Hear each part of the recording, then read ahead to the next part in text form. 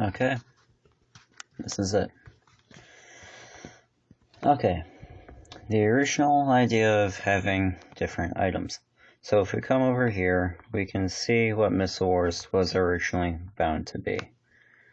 Here we have a European command block testing for everything named Endermite. I think this is actually still active, if I get myself one of these. Yeah, it is. But anyway, this was the original premise of what it was going to be. One structure block test for an Endermite, and then okay, that one made it so the Endermite couldn't damage you. That one slowed it down, or something like that. Basically, it would be a ton of execute set block, and it would make this. Where you see redstone, it would actually be TNT. Like, I would just backspace redstone lamp and replace it with TNT in order to make a tomahawk. This testing method was incredibly slow, and honestly, it was awful. And that's when someone by the name of King Green, who I met via Discord in a help channel, gave me, or suggested, the best thing ever, like, period. Structure blocks. As in, using structure blocks to create missiles. And then from there, I could easily just test them, such as, for instance, if we come over here and go / structure loads here, red jug. Oh wait, oops, wrong way around. Structure load red jug here. And this will spawn a juggernaut. That, as you can imagine, this made testing a lot easier, and it allowed for rapid debugging of missiles. And after only 9 hours of work or so, I had all of these. The Shield Busters, the Guardians, and the Tomahawks. The red Tomahawk has been done in a very special way that is oh so slightly dumber and requires a extra block that just creates a dirt block in front of the observer and then deletes the dirt block. I think it's a dirt block anyway. Yeah, it's a dirt block. And then it deletes the dirt block with air. And then after that, it was simply just like load the structure in a state where it would automatically fly off on its own and then kill whatever entity is to spawn it. But the original idea of Missile Wars was every single missile in the game would have its own unique mob assigned to it. The red Tomahawk would be an Endermite. The green would be an Enderman. The Juggernaut was going to be a Ghast and a Skeleton. As you can imagine, this would make switching between teams very difficult. In terms of remembering what missile is what, in comparison to just receiving an item. Yeah, that's just random upset nuking. That made things so much easier. By the way, these furnaces have backup spawn eggs that make it easier. So if you ever want to like cheat a little bit and duplicate the same item, there's 64 of them in these furnaces. Yes, good morals. I think you can also combine them in an anvil, and it will transfer the name.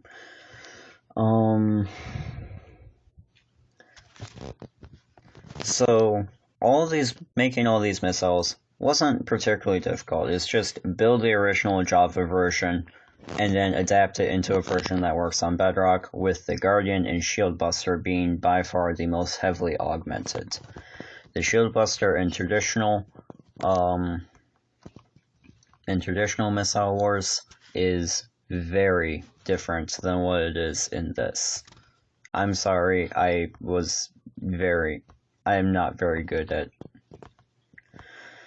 making a missile that can punch through walls just fine, and after hours of testing, got the shield busters. Got the Red Juggernauts. All I needed to do was swap out the engine for the Red Juggernauts. That was really convenient. I think the same goes for the sword as well. It's pretty much the same design. I was contemplating using this as the original Tomahawk. Actually no, this is a hybrid, where this missile spawned on top of this one mid-flight. But somewhere around here is a different version of the Tomahawk that was going to be very different. In this little box over here, we have the Guardian. The reason why why this one is so heavily guarded is because it goes through a ton of changes mid-developing, and I didn't want a stray experiment from destroying it. Because if you load this as it is, it will actually start naturally flying because this observer gets updated. Well, technically both of them get updated simultaneously. But anyway. So this was all well and good, except it has one error that I didn't like. Using the /setBlock method, it wouldn't replace blocks, meaning that you can't just get missiles stuck in blocks all that easily. Like over here we have a good test of me intentionally getting a missile stuck in order to modify it.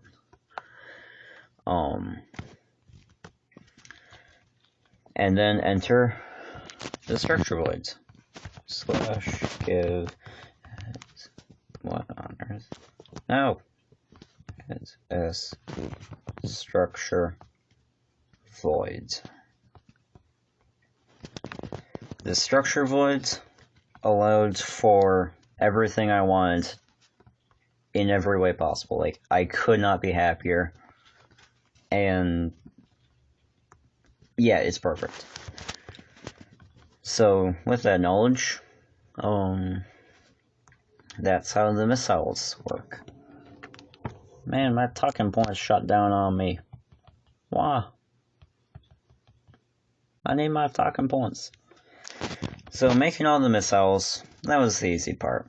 But what I didn't want to do was repeatedly type /fill, /fill, /fill, /fill, /fill, right?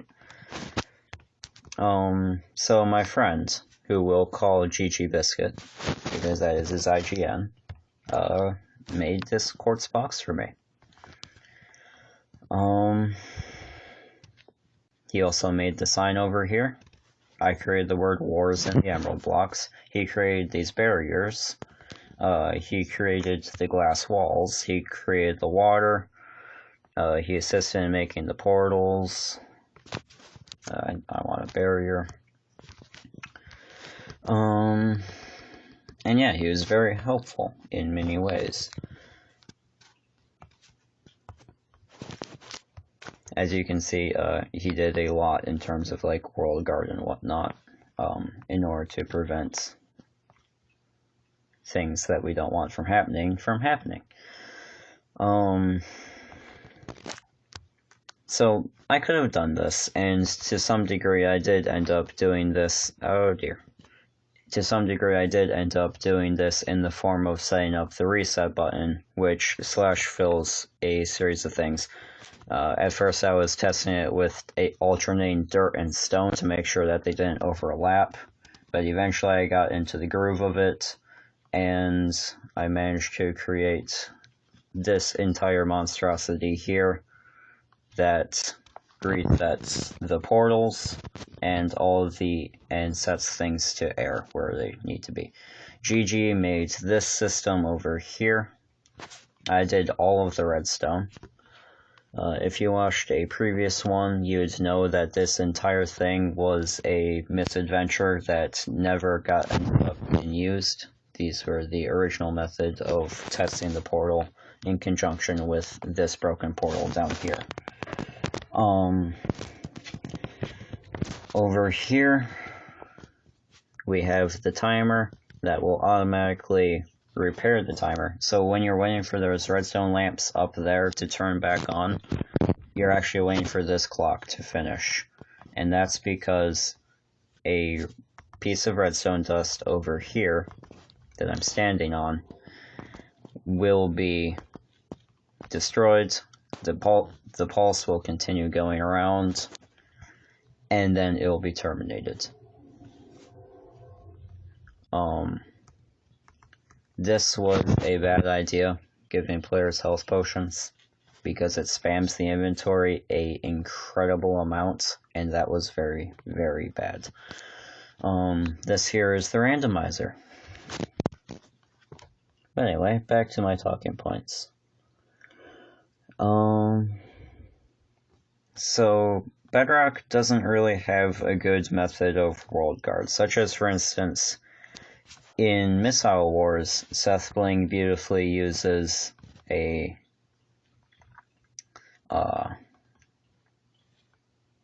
the edge of the world, I forgot what it's called, world border, in order to prevent players from doing things in the lobby other than pushing buttons and stepping on pressure plates. I am either completely oblivious or something, because I could not figure out how to make a thing like that in here, so I decided that in a future update of this map, it will be toggling / game rule tile entity drops, and well, the game already toggles you from adventure into spectator mode, or adventure, survival, spectator, in that order, actually. So I guess it's about time that we get to actually see what some of the things we have here. While I'm talking about this, I'll start reading off a few points. So, if you look at things on YouTube, they're all about maximum carnage. How much damage can you get out of a single missile? Right? That is good for mass destruction, but it's really, really bad for making a game. Which is why I so beautifully appreciate the work of Cube Hamster. Oh, am I grabbing the same ones? I know that one of these I did weirdly. I think that one's the red. Oh, that one's the green.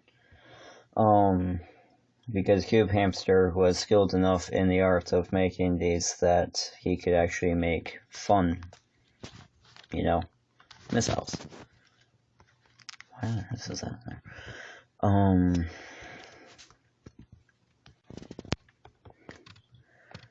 I could redesign the Guardian to be a lot more accurate to the Java version. The Guardian missile is actually the second one I built out of all of them. But, as you can see, it is truly beautiful.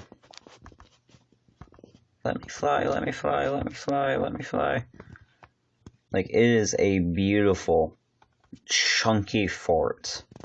And the reason I decided to keep this is for a variety of reasons. A, because it's easier. B, because it looks more intimidating. 3, because it's more difficult to destroy and whatnot. But you can also... Let's see if I can recreate this here while recording. You break that, and then you can break one of these engines. So if you break that engine, this one will stop. If you break that one, the entire missile will stop. And this will allow you to create what me and my friends like to call a fort of infinite pressure, because you can just sit here continuously spamming out missiles, and you'll just be chunking away into their base. And it's a very high pressure situation that's hard to deal with.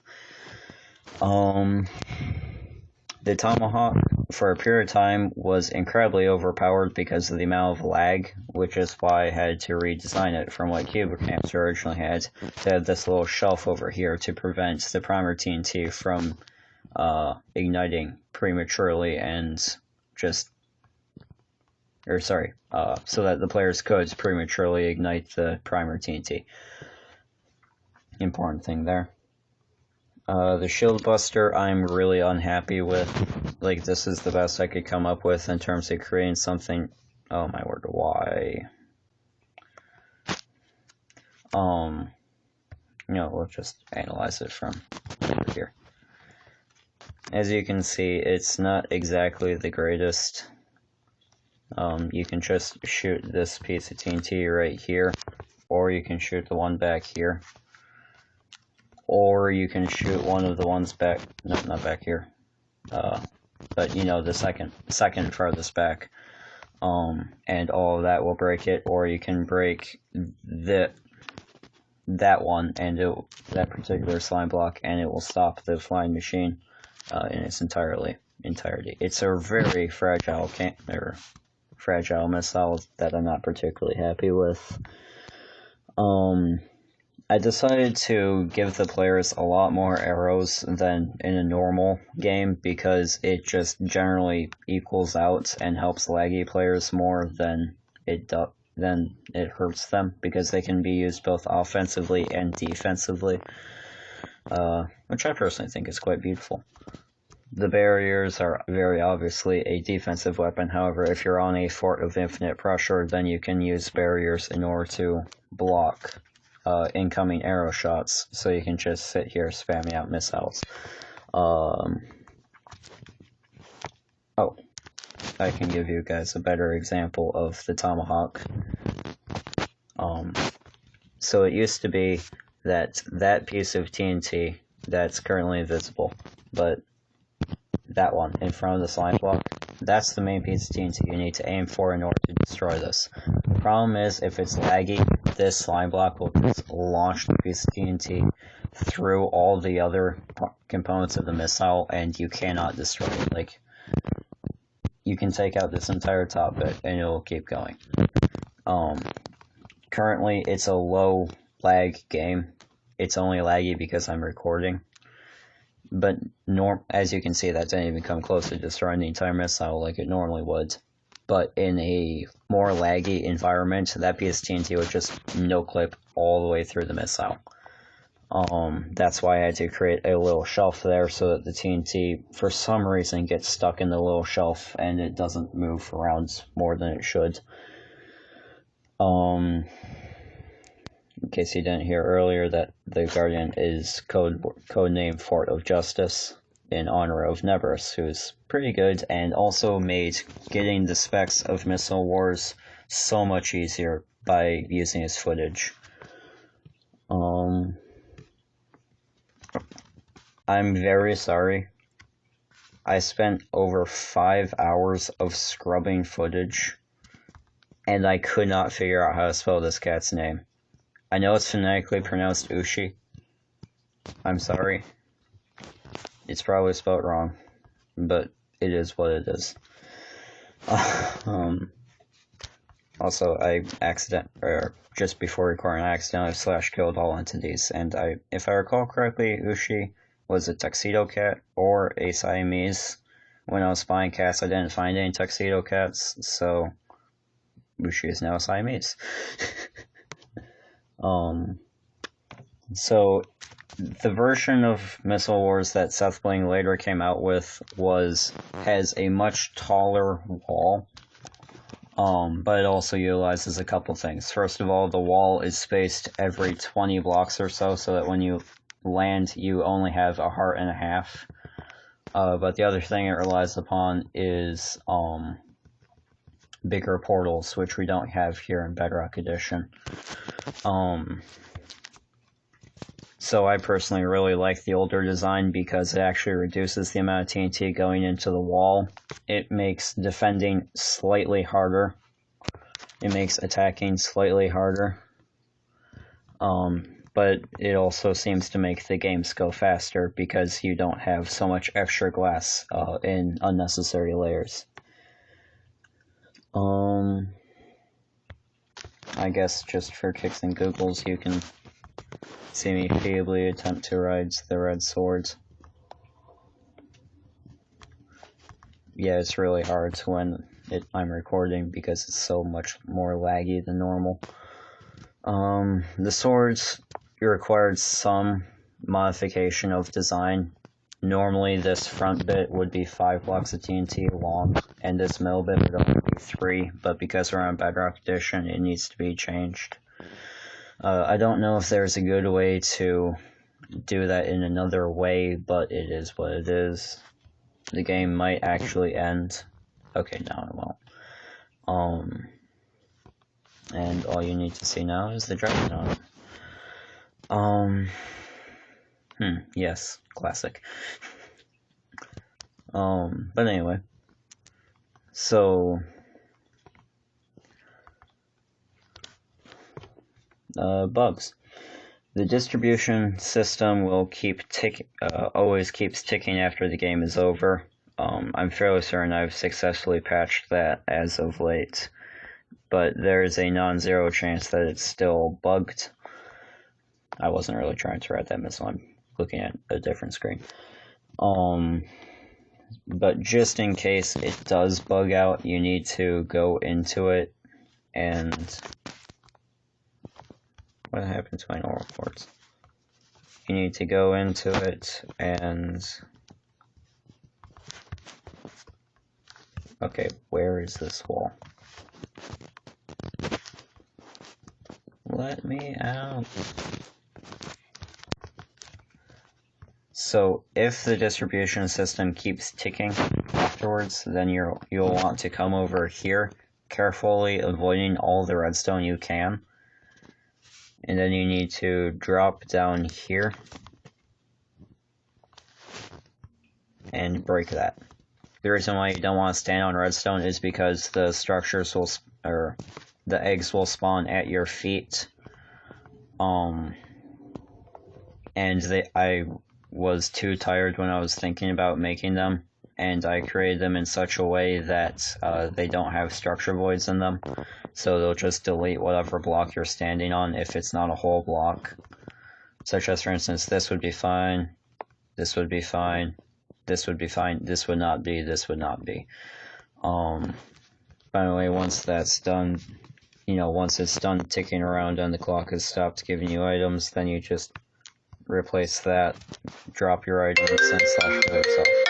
I'm being called. But anyway, the next thing I was going to do is toggling tile block entity jumps in between games so that you can actually use the records upstairs. I'll show you what that is here in a couple seconds. Oh wow, almost stopped that by accident. Oh, that's where I was messing around with the shield buster once I got it working, and GG patched up wrong. No shade on GG, it's just, yeah, it's barely noticeable, and no one in survival mode is going to notice that. But anyway, up here we have a neat little Easter egg of green team having cat and red team having chirp, but the problem is with tile entity drops off if there is a record in there.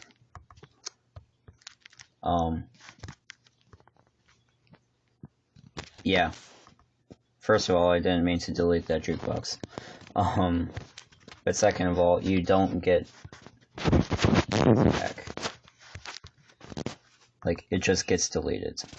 Period. So that's very annoying, so I was thinking about toggling tile entity drops off just for that sole purpose. In a previous video, I went over how the barriers create problems, so I'll just quickly join red team here.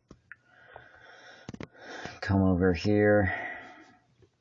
And I'll give you guys a quick little demo of why the barriers are both really good and really bad.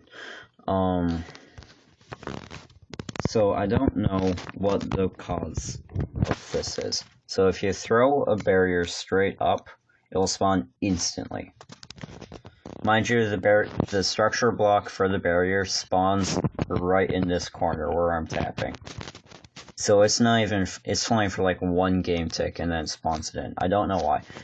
But however, if we aim down, it'll always spawn lower than normal, right? So that's interesting. If you throw it more or less straight, it'll spawn about how you'd expect it to, right? Kind of random, don't know why. It is what it is. If you throw it at certain angles going upwards, it will spawn differently. However, if you aim it straight up, it will usually almost always spawn instantly. It's very annoying. That's how the barriers spawn for some reason. It's quite annoying. And yeah, the final thing of note here is you can actually throw barriers in spots where the game doesn't reset the map, creating these phantom barriers that will stick around forever. Because perfectly valid tactic is using barriers to get up higher on the map, as Seth Bling actually demonstrates in his own videos. Is that good? Not quite. Okay, that should be fine. But anyway, you can create a staircase up these barriers to get, like, up to here, and spawn missiles, fly across the entire map, avoiding all the missiles. If you break out the primer TNT of your missile and just keep going for it, you know, you can just get over here, drop down right here, spawn missiles here, and it's game over.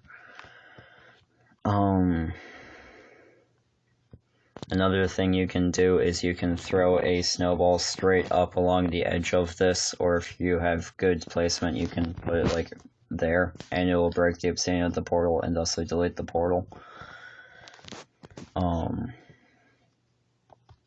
If you think you can go into the nether, that is actually incorrect, because if you drop down and you land down in here, you'll actually die fall damage.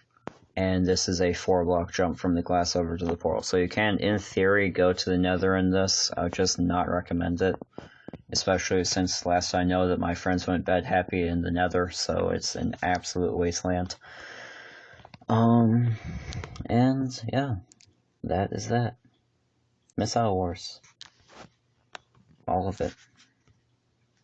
This is over 30 hours of work for so little. Please. Please. Just give it a try. It's like a very small world file. And the amount of fun you can have while playing it. We've already spent hours playing it just because it's fun, not out of obligation or anything. I'll just trigger game end.